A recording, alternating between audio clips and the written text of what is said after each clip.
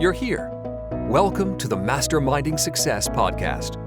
They say if you want to be successful in business and in life, then surround yourself with successful people. So pull up a seat. The mastermind is about to begin. Okay, so if my dogs understand when I speak, but I don't understand when they bark, does that mean my dogs are smarter than me? I'm not going to answer that, Keith. Oh, hey, you made it.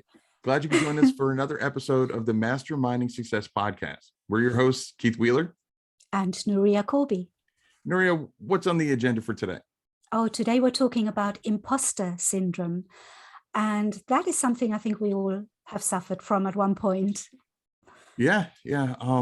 I definitely have suffered from that, both in business and in the YouTube channel. For those people who don't know what imposter syndrome is, maybe they've never heard of it. It's basically not feeling that you deserve the success that you've seen. I mean, that's kind of like, I mean, that's not the scientific word for or term for it, but I mean, that's pretty much the definition that I would say best sums it up. And kind of also not thinking that you're a good enough expert on something. You know, that I think that was my problem at first, when I thought, well, I don't really know too much about the subject. Why should I be somebody teaching anything, really? That was my worry at first. And I think that is part of imposter syndrome as well, that we think we're not good enough to be an expert in something. But really, you don't have to be an expert. You just have to know a little bit and then pass on that knowledge, I think. Right. Because, I mean, as long as you know a little bit about something, then you know more than someone who doesn't know anything about it. Yeah. You know, it's so many times people think that they have to, you know, basically have a doctorate in whatever the topic is in order to be able to speak intelligently about it. And that couldn't be further from the case, because what I've found just consuming content from people is a lot of times, if someone has been doing it for far too long, or not far too long, but have been doing it for a long time, they may be speaking of more advanced tactics than what you're ready for. Yes. And so really, when you're first starting out, all you really need to do is know more about that topic than at least one other person. Exactly. And I always remember when I was at school, the teachers that I remember were probably not the ones with the most knowledge on a subject, because we had a few teachers that were very knowledgeable in their field, but they weren't very good at passing on that knowledge, if I can describe it like that. They knew a lot themselves, but I think being a good teacher is about passing on the bit that you do know, even if it's a very small part of the subject that you want to teach. And I think that's how I came I kind of made peace with myself in that sense, because I thought, well, I don't have to teach in-depth knowledge in something. All I need to do is to really show people my journey, how I got where I am, and what they can do to kind of copy that, you know. So I think sometimes we expect too much from ourselves as well, and we want to be so knowledgeable in the subject that we teach, but it's not really necessary to know everything, as long as we know more than other people and we can pass that on. I think that's a big part of it, being able to pass it on, so that other people can take that knowledge in. Yeah, and being able to just be honest and say, you know, I don't know something. Yeah. Oh yes, I've done that lots of times. Yeah, I've found that that's something that I find attracts me to that kind of content is, you know, someone that's real, you know. Yeah. And I think I personally prefer to learn from someone who is kind of, first of all, still doing whatever the topic is I'm learning about. You know, someone who's just speaking, you know, hypothetically, you know, or something that they did, you know, 5, 6, 7 years ago. Industries change. And so I want to learn from somebody who is still in the trenches, if you will. Yes. And so I definitely find that helps. And knowing that someone is, you know, maybe 2, 3, 4 steps ahead of you and not 200 steps ahead of you, Exactly. makes what they're teaching more relatable, Yeah. and something that, okay, I know I can achieve that because he's only been doing, been doing it a year more than I have, or 2 years more than I have. Exactly. Yes. It's all about being relatable and being on the same level as your students. And like you said, not be afraid of saying, I don't know, but I'll find out for you, or I'll see if I can find the answer for you. So, and the good thing is we learn with them. Yeah. I find that is one of the nicest things about teaching. I used to teach a long time ago, when my children were little. So that's about 20 years ago. I used to teach languages, but I think that kind of wanting to give knowledge to somebody else, that stays with you when you are a teacher. Did you find that as well? Because I think you taught as well in the past. I So did. Yeah. No, that's something that I definitely find helps with the YouTube channel and everything else, is, my previous history as being a teacher. But I think it's, wanting to share that knowledge and knowing how to share it is a big part of it. But when it comes to imposter syndrome, it can stop you in your tracks. I mean, I've known people who stop doing what they're doing because they don't feel that they've earned it. But yeah, so I've known plenty of people who have, just like I said, they don't feel that they deserve the attention they're getting. They don't feel that they deserve the whether it's on YouTube and it's the number of subscribers, or in business, maybe they just started the business, or they've only been around for a couple, months or years, and they're seeing better and bigger returns than what they expected. And then they know other businesses out there that they think are better that aren't seeing that. And so I think a lot of it does have to do with, I don't want to say self-confidence, but I think it has to do with just not feeling that you've done, that you don't feel that you've been in the trenches enough to be a success. yes, I've often thought about, what the difference is, because I've had that feeling many times in the past, and I've overcome that now. I feel like I don't, I'm quite confident now, and I never used to be a very confident person.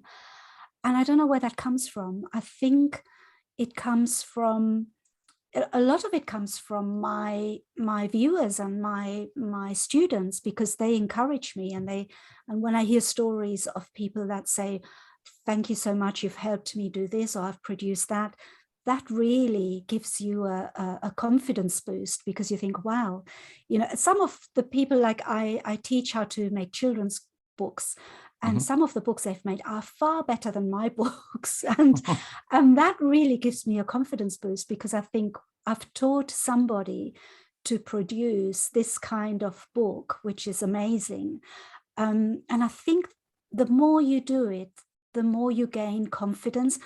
And I wish I could bottle that somehow and give it to people, because that has changed my whole outlook on this whole business. And it just makes you feel a lot more relaxed about things. But I know the feeling of having imposter syndrome very, very well. I do remember it, and I just wish I could think of how I overcame it, because it's not there anymore. So do you still have it? Or, I mean, because you come across as very confident as well, Keith. Yeah, I'm not gonna lie. I mean, there are times when something happens and I'm like, why am I getting this opportunity? What did I do differently than so and so who I started watching, whether it's on YouTube or what, I started learning from them, years before I even really started. Or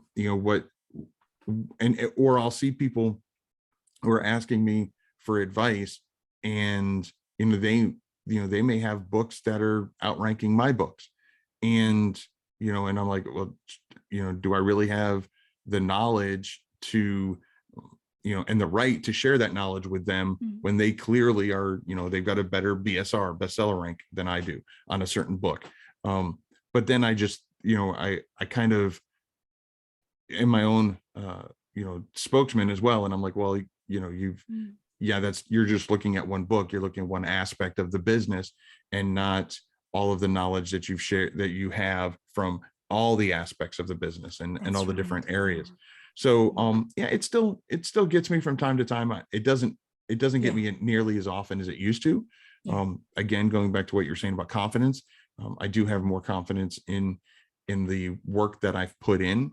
And I think that's really what it comes down to is the feeling that you don't feel that you've put in enough work into the trenches to deserve the outcome that you've received. And sometimes, I'm sure there's people out there that just got lucky, and there's really nothing you can do about that. But majority of the time, whether a business, whether it's a physical business or an online business, even if it just opened up and it's starting to get success, there were still, chances are, a lot of time and energy and effort and finances or whatever that went into building that, or building the concept of it or whatever. Then that shouldn't be ignored. And it's very easy to ignore that kind of stuff when it's something you enjoy, because you're like, I don't even feel like I'm working. So exactly, and so why do I deserve this when I know that, my sister is, working, 2 jobs and not making what I'm making. Absolutely. I agree. That is so true. That is so true, because that's when it gets me as well. When I see other people that are, in my opinion, even more capable than me.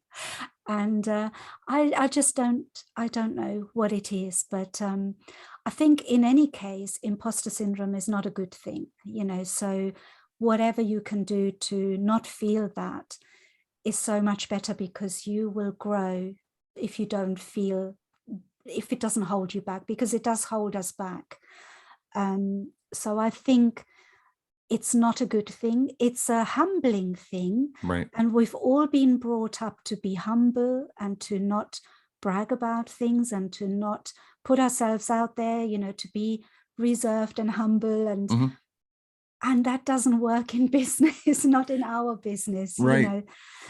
It's such a controversial thing to combine those two things, to be out there and to help people and not come across as not humble, and I think that's one of the reasons why I felt bad, because I thought, who am I to tell people this when they're much more capable than I am, but obviously there's something else that we all have. We're all different, and I always say we can all teach the same thing, but every teacher will have something else to bring to the table, and different students learn better with different teachers. That doesn't mean one is better than the other. It just means they're different, and some connect better. So I think if I had any advice for people who suffer from imposter syndrome, is try to think of it as getting your tribe together and teaching your tribe, the people that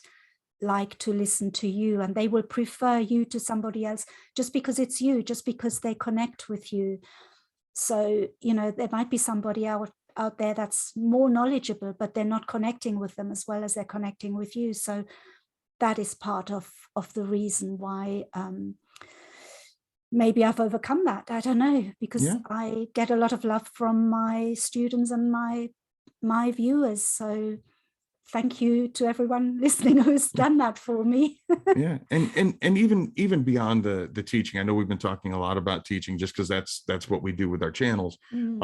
But just business in general, it's focusing on, because while I do think that yes, we all should be at least a little bit humble in the fact that that we don't think we're better than other people, but I have definitely, like I said, I've seen imposter syndrome because it is psychological. It's because of that, it can hurt in so many different ways, and one of the biggest ways is to add in that self-doubt that most of us already have anyway, especially when you're first starting a business. And so many people don't understand, if they haven't reached that success, whatever success means to you, but then they're like, how can you not feel that you've earned that? You've worked it, so other people can see the reason why you've earned what you've earned. Okay, so one thing that you can do is you can vocalize what you're feeling. I know a lot of times we try not to open up ourselves, but you can say to people, hey, can you believe that we've accomplished this? Can you believe that we have this many customers, or we're making this amount of money, or whatever success is to you? And listen to what they say. Let them tell you why you deserve it, without boosting your, feeling like you're getting your ego boosted or anything like that, because you don't want it to slow you down. I mean, if you are seeing success, then that means you've got that momentum going in the right direction. And so the people around you, whether it's in business or in your personal life or whatever, they can usually see from a different perspective that why you're seeing the success you are. And again, there's some people that just the stars all aligned just right, and it worked out perfectly. And regardless of whether you happen to be one of those unicorns or just fell in that way, or if you did put in a lot of time, effort, and energy, and it's imposter syndrome is not something to take lightly or feel like there's something wrong with you. It happens to many of us, to everyone. Yeah, but it's something that shouldn't be ignored, because I have seen it. Even if people don't quit because of it, they may change tactics or slow down or whatever, and end up sabotaging themselves from further success. Absolutely. I mean, it really holds people back sometimes that could fly if it didn't hold them back, so it's a shame. And the silly thing is, it can come back. I'm very well aware that I feel confident now, but it could come back anytime.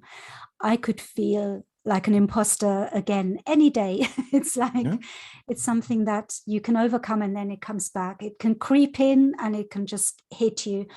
There's all different ways it can come to you. But it does help when you've got supportive people around you. And I know that I've always been very self-doubting, and I'm lucky I've got a really supportive family and a really supportive husband, and he always says this is nothing to do with luck, because I used to say maybe it's just luck, but he always used to say there's absolutely no luck, because I've seen you work so hard and I've seen you do this, and then he lists all the things that I've done. That really helps. If you've got supportive people around you, it can really lift you and dispel all the imposter syndrome. But not everybody has that, and I certainly didn't have that in the past, so I know what it's like. But it's surround yourself with people that can give you that. If you don't have them in your immediate family, find groups that you find support in, or find friends that are supportive. But I feel that really helps, don't you think, like having people supporting you? Absolutely. It's the best way to it helps in both ways. One, it helps if you do start slacking off, then because they care about you, they can kind of hold you accountable and be like, hey, but I mean, especially when you're in the heat of dealing with imposter syndrome, having people that care about you and care about the success that you're getting, and be able to tell you, and kind of, like you said, itemize, these are the things that you've done. It's very easy for us to, again, what I was saying earlier, if it's something you're passionate about, you don't necessarily always see the work that you've put into it, because it doesn't feel like work. Yes, exactly. And so having someone on the outside, if you will, that can look in and be able to tell you that, no, you have been, all these years you've been working on whatever, or that's right, whatever the hard thing that you've been focusing your time and energy on, they can bring things, just remind you of things, or bring things forward that you, like I said, you wouldn't think of as work, so you don't really realize it. And that can really help dispel that imposter syndrome and feeling that you don't deserve it, and showing That's you right. that you And, did put in the work. yeah, exactly. I mean, that is really, just being reminded. I'm really sorry if anyone can hear my cat in the background. I don't know if you can hear her, Keith, but she's meowing really loudly. So she'll be quiet in a minute. She does that. Yeah, so important what you just said. I think that is really the best way I can think of overcoming imposter syndrome, is to surround yourself with people who support you, who show you the side of yourself that is the opposite of what you think you are. You Mhm. don't see the hard work that you've put in, you don't see all the qualities that you've brought to the table to get to where you are, but other people see it, like you said as well. And I think that's really valuable in helping you overcome imposter syndrome. And I think it's really important to overcome it, or to at least, push it away for a Mhm. while until it comes back, but then push it away again and keep Right. doing that until hopefully one day it disappears. But like I said, it can come back. And then you just need to surround yourself with the right kind of people, I think. Yeah, I mean, Yeah. and like I said before, I mean, it's come back for me. Like if I happen to get, something comes across my emails, or I get a phone call, and maybe I get invited to speak at a conference or whatever, and I'm Mm. like, well, why me? Why? Um, Yes. but acknowledging it, knowing what it is, acknowledging it, makes it a lot easier to deal with. Mhm. Like you said, to push it away. Yeah. And so don't think that, one, that if you are feeling that way, that you don't deserve the success that you're getting. um don't feel like you're alone, because like I said, it's happened to many of us. And Absolutely. also, don't get that false sense of security if you're able to kind of overcome it, that Mm. it could sneak up at any Oh, day and yes. time. And Yes. so, being ready Mm. for it and acknowledging the work that you've done, Mm. can only help you grow even more. That's Again, right. the key is if you let it, if you let it take over, psychologically, then you could, basically be self-sabotaging unintentionally. um, Yes, absolutely. And I think, maybe make a list of all your achievements, even if they're small, it doesn't matter. As long as you can see what you've done, what you've achieved, progress is progress, no matter how slow. So I think anyone who is listening and who thinks, well, why should I be successful? Because you deserve it. We all deserve it, and we mhm. all work for it. And, there's no reason why you shouldn't. I don't know why we tend to listen to our negative feelings more than our positive feelings. It's almost as if we can't entertain positivity. It's like, Well, that's too good for us. yeah. Well, And I that's think not I the think case. part of it is what you were saying at the beginning of this episode about, we're kind of raised to be humble, and to Yeah. not be braggadocious. And Yes. so, because Mm. of that, when we do get those feelings of, yeah, we deserve this, we worked hard for this, and that kind of stuff, um in the back of our minds, it's like, okay, but don't be too braggadocious about it. and Yeah. and so it is definitely something that I can see people, not wanting to not feeling comfortable, I guess, Absolutely. addressing. Absolutely. Yes, very true.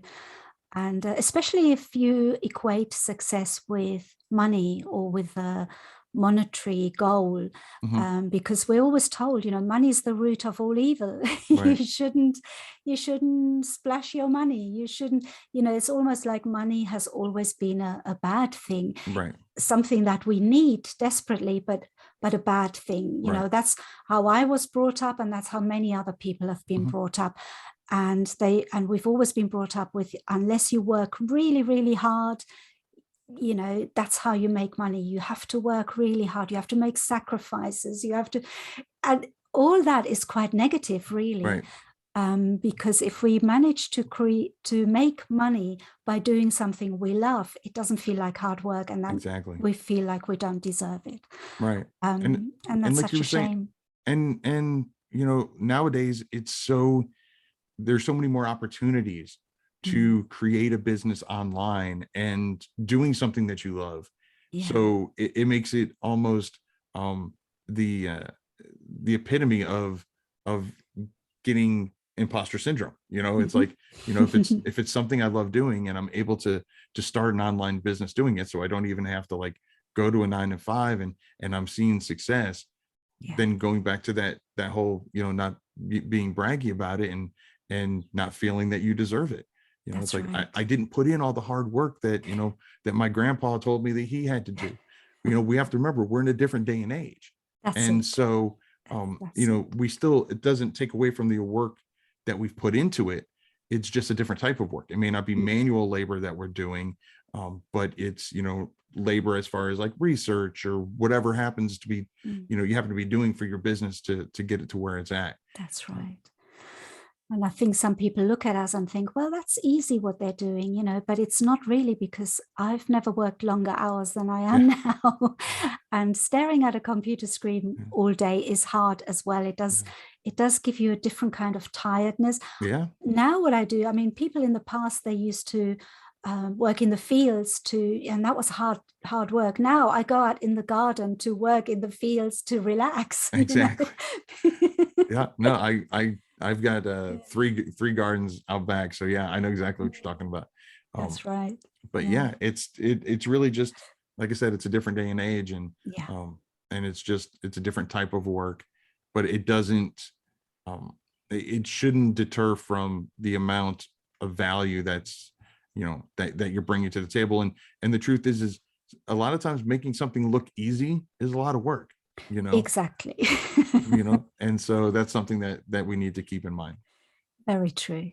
Yeah. Well, this has been another great mastermind, Nuria.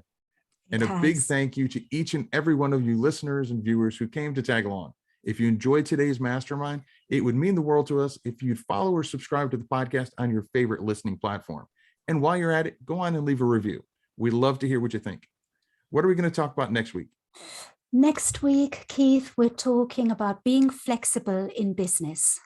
So that's another great topic. Yeah, that's definitely going to be a very great topic. Yeah. So, well, until next time, I've been Keith Wheeler. And I've been Nuria Colby. Have a good one. Bye-bye. Thanks for joining the Mastermind today. Be sure to follow the podcast on your platform of choice and tell a friend who would enjoy it too. Your support is greatly appreciated. This has been the Masterminding Success Podcast.